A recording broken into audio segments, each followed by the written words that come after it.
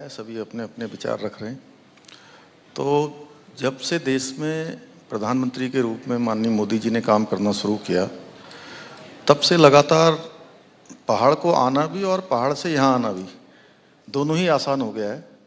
उसका आप देख सकते हैं कि जिस प्रकार से सड़कों का निर्माण हुआ है, पहले देहरादून से दिल्ली आने में 7 घंटे, 8 घंटे, कभी 9 घंटे लगते थे। आज हम बहुत आसानी से अधिकतम 4 घंटे में यहाँ से पहुँच रहे हैं।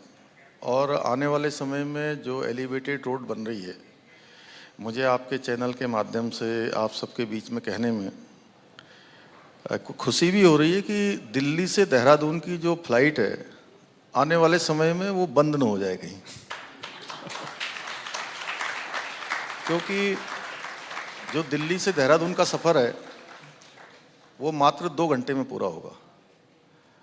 नई एलिवेटेड रोड बन रही है। 4 धाम में हमारे यहाँ पर जाने के लिए, बद्रीनाथ जी जाने के लिए आज ऋषिकेश से 6 घंटे में पहुँच रहे हैं। पूरे पहाड़ के अंदर जो है एक से एक नए काम शुरू हो रहे हैं। ऋषिकेश में हमारा एम्स संचालित हो रहा है, इसमें हज़ारों लोगों को ओपीडी मिल रही है। एक नया एम्स का सैटेलाइट सेंटर हमारा उधम सिंह नगर में जल्दी उसका निर्माण कार्य शुरू होने वाला है। ऐसे अनेकों अनेक योजनाओं पर काम हो रहा है और केंद्र से लगातार माननीय प्रधानमंत्री जी के मार्गदर्शन में, उनके निर्देशन में हमारी सरकार तेज़ी से सब में काम कर रही है। और उनका चूँकि स्वयं भी पहाड़ से और उत्तराखंड से एक विशेष लगाव है। आज हम बाबा केदार की बात करें, वहाँ पर पुनर्निर्माण का कार्य तेज़ी से चल रहा है। 2013 की आपदा में सारा का सारा वहाँ पर परिसर क्षतिग्रस्त हो गया था। उस परिसर के पुनर्निर्माण का कार्य तेज़ी से हो रहा है। आदि गुरु शंकराचार्य जी की समाधि वहाँ लगा दी गई है, उनको पुनः स्थापित कर दिया गया है। तमाम सारे काम वहाँ पर चल रहे हैं। इसी प्रकार से बद्रीनाथ धाम का मास्टर प्लान, उस पर भी काम शुरू हो गया है। और कुमाऊँ क्षेत्र में हमारे पूरे सभी पुराने मंदिर, जिसमें कि जागेश्वर धाम से लेकर नीम करोली बाबा, हमारे गोलजू सर्किट, नीम करोली बाबा, हमारे गोलजू सर्किट, पाताल भुवनेश्वर, जागेश्वर धाम, अनेकों अनेकों स्थानों पर, उन सभी स्थानों पर तेज़ी से कार्य हो रहा है। मानसखंड कॉरिडोर योजना हमारी एक एक करके एक 2 3 चरणों में उसके काम को हम लोगों ने प्रस्तावित किया है। उस पर काम हो रहा है कि मैं कहूँ कि जिस प्रकार से मोदी जी ने नव भारत, एक आत्मनिर्भर भारत का संकल्प लिया है, उस कड़ी में हम लोगों ने भी नव निर्माण उत्तराखंड का एक प्रारंभ किया है। उस दिशा में आगे बढ़ रहे हैं। 75 साल पहले जब देश आज़ाद हुआ, फिर संविधान बना, तो एक बिंदु था डायरेक्टिव प्रिंसिपल्स में यूनिफॉर्म सिविल कोड का। वो यूनिफॉर्म सिविल कोड आप राज्य में लागू करने जा रहे हैं। वो बात कहाँ तक पहुंची? ये चुनावों में क्यों बनाया गया मुद्दा? देखिए,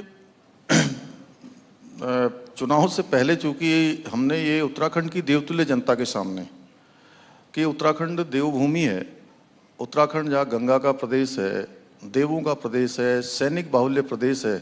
प्रत्येक परिवार से उत्तराखंड के अंदर कोई ना कोई सेना में काम करता है। देश के अंदर किसी के बेटी काम करती है, कहीं बेटा काम करता है, कहीं चाचा करते हैं, कोई किसी के नातेदार, रिश्तेदार, कोई ऐसा परिवार नहीं है जहाँ से सेना के अंदर कोई ना कोई या देश की सीमाओं की रक्षा के लिए अपना योगदान न दे रहा हो। 2 अंतर्राष्ट्रीय सीमाओं से हमारे राज्य की सीमाएं लगी हुई हैं। तो हमने ये उत्तराखंड की देवतुल्य जनता के सामने इस चुनाव से पहले ही, इस चुनाव के बाद नहीं, चुनाव से पहले हमने ये संकल्प रखा था कि हमारी नई सरकार का गठन होगा। नई सरकार के शपथ ग्रहण के बाद हम जो सबसे पहले कोई निर्णय लेंगे तो उत्तराखंड के अंदर हम यूनिफॉर्म सिविल कोड बनाने की प्रक्रिया को आगे बढ़ाएंगे। और हमने चूँकि उत्तराखंड की देवतुल्य जनता ने हमें मैंडेट दिया, अपना समर्थन दिया, आशीर्वाद दिया, और हम उस दिशा में आगे बढ़ गए हैं। और जस्टिस रंजना प्रकाश देसाई जी के अध्यक्षता में 5 सदस्यीय कमेटी ने अपना काम करना शुरू कर दिया। 2 बैठकें उसकी हो गई हैं। सभी हितधारक जितने भी उससे जुड़े हुए हैं, उन सभी से वो कमेटी बात करेगी, जनसंवाद भी करेगी, और जनसंवाद के आधार पर जो कमेटी एक ड्राफ्ट बनाएगी और उसी ड्राफ्ट के आगे लेकर सरकार उसको लागू करेगी। हम इस दिशा में तेज़ी से जो हमारा तय समय सीमा है उसमें यूनिफॉर्म सिविल कोड उत्तराखंड के अंदर लागू करेंगे। उसके पीछे हेतु है कि उत्तराखंड जहाँ धर्म, संस्कृति और अध्यात्म इन सब का केंद्र है, उत्तराखंड के अंदर कानून व्यवस्था भी अच्छी होनी चाहिए और सभी के लिए एक समान कानून होना चाहिए। 20% ऐसे मामले जो आज न्यायालयों में चल रहे हैं वो सब स्वतः ही समाप्त हो जाएंगे इसके लागू होते ही। इसलिए ये हमारा संकल्प है, हम इसको लागू करेंगे। विरोधी कह रहे हैं कि आप मुस्लिम समुदाय को टारगेट कर रहे हैं यूनिफॉर्म सिविल कोड लाने की बात करके। देखिए, ये वो लोग कह रहे हैं जिन्होंने देश के अंदर हमेशा तुष्टीकरण किया, और हम तो मोदी जी के नेतृत्व में, उनके मार्गदर्शन में सबका साथ, सबका विकास, सबका प्रयास और इसके आधार पर हम काम कर रहे हैं और हमने कभी भी इस प्रकार की बात नहीं की है। हाँ, ये जरूर है कि जहाँ भी अवैध निर्माण है, अवैध गतिविधियाँ हैं जो उत्तराखंड के हित में नहीं है, उससे हम किसी भी प्रकार का समझौता नहीं करने वाले हैं, न किसी के दबाव में आने वाले हैं। ये जब चुनाव हुए और इतिहास बना, आपकी सरकार फिर से आई, इतिहास इसलिए क्योंकि पहले वहां पे आती नहीं थी, लेकिन वो इतिहास फिर भी दोहराया गया कि मुख्यमंत्री अपनी सीट हार गए। वो अभी तक चुभता है आपको? नहीं, देखिए, मैं चूंकि मेरी शुरुआती, जब मैं सबसे पहले विधानसभा का सदस्य बना तो वही खटीमा से बना, और खटीमा से ये जो मेरा रिश्ता है ये कोई हार जीत का रिश्ता नहीं है। उन्होंने जो भी जनादेश दिया मैंने उसको सिरोधार्य किया, उन्होंने मेरी शुरुआत करवाई, मैं उनका धन्यवाद करना चाहता हूँ। और माननीय प्रधानमंत्री जी का, हमारी पार्टी के राष्ट्रीय अध्यक्ष जी का, गृह मंत्री जी का, हमारे केंद्रीय नेतृत्व का, मैं उनका सबका धन्यवाद करता हूँ कि उन्होंने मेरे जैसे एक सामान्य सैनिक परिवार में पैदा हुए नवयुवक को इतनी बड़ी जिम्मेदारी दी, दायित्व दिया, काम करने का अवसर प्रदान किया। और उसके बाद मेरे चंपावत विधानसभा क्षेत्र, जहाँ से मैंने उपचुनाव में मैं खड़ा हुआ था, उस चंपावत क्षेत्र की महान जनता का भी मैं आपके इस चैनल के माध्यम से मैं उनका भी धन्यवाद करता हूं कि उन्होंने हिंदुस्तान के अंदर का अभी तक का 94% का रिकॉर्ड भी उन्होंने वहां से बनाकर भेजा मुझे। तो अब अगर कोई फैसला आएगा एक मुख्यमंत्री होने के नाते, कोई बजट एलोकेशन का या कोई भी काम करने का कि भाई ये चंपावत में किया जाए या खटीमा में किया जाए, तो आप क्या करेंगे, कैसे लेंगे वो फैसला? नहीं, ऐसा कुछ नहीं है। देखिए, पूरे उत्तराखंड का बराबर तरीके से सभी क्षेत्रों का विकास होना चाहिए और हम लोगों ने जो अपने लक्ष्य में रखा है कि 2025 में जब हमारा राज्य 25 साल का होगा तो उस समय हम हर क्षेत्र में आगे हों, हर दृष्टि से आगे हों, एक आदर्श स्थिति में हो।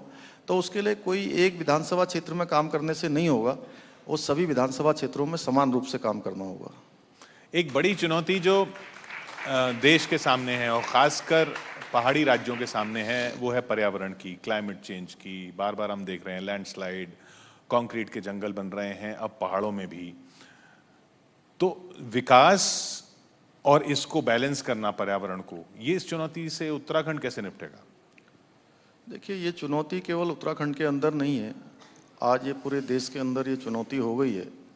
और इसके पीछे जनसंख्या विस्फोट बहुत तेज़ी से जो हो रहा है वो बहुत बड़ा कारण है। इस पर हमको इस तरफ भी ध्यान देना होगा और तभी हमारा ये पर्यावरण संरक्षण ठीक प्रकार से हो पाएगा। और उत्तराखंड के अंदर हमने जितने भी विकास के कामों को शुरू किया है या विकास के काम आगे प्रस्तावित किए हैं, वो सारे के सारे, जहाँ पर एक तरफ हम इकोनॉमी की बात करते हैं, इकोनॉमी बढ़नी चाहिए, ये बिल्कुल मेरा भी दृढ़ मत है कि इकोनॉमी बढ़नी चाहिए, लेकिन उसके साथ साथ इकोलॉजी में भी सामंजस्य होना चाहिए। इकोलॉजी और इकोनॉमी दोनों में संतुलन होना चाहिए, तभी ठीक प्रकार से जो हमारा पर्यावरण संरक्षण है वो ठीक प्रकार से हो पाएगा।